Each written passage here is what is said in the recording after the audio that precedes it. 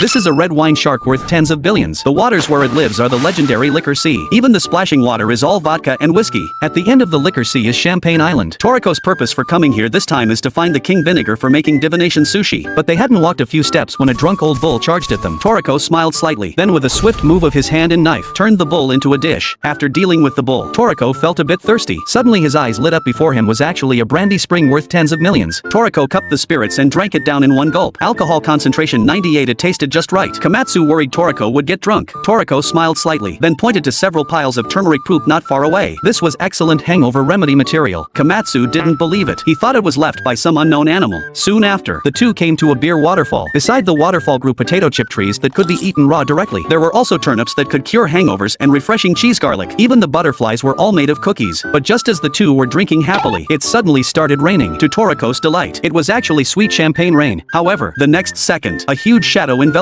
them. A 100-meter-high giant beast appeared prominently, just as Toriko was preparing to fight. Strangely, the dragon didn't attack them. Instead, it stood in place like a statue, motionless. Looking up, there was actually a human figure on its back, their old friend, acupuncture master Jiro. Jiro directly invited the two to soak in the red wine hot spring together. Then they drank together in the hot spring, because if the red wine here were sold, one bottle would be worth at least 5 million. With fine wine before them, the two couldn't care about their mission. So under Jiro's warm invitation, the three began watching the sunset while tasting bathing wine. The next day, the two successfully brought back the king vinegar. Who knew that upon seeing the king vinegar, Cayman would curse angrily. Now there were only two ingredients: beauty fish and king vinegar. To make divination sushi, the materials were far from enough. For this reason, the two embarked on a journey to find nuclear durian.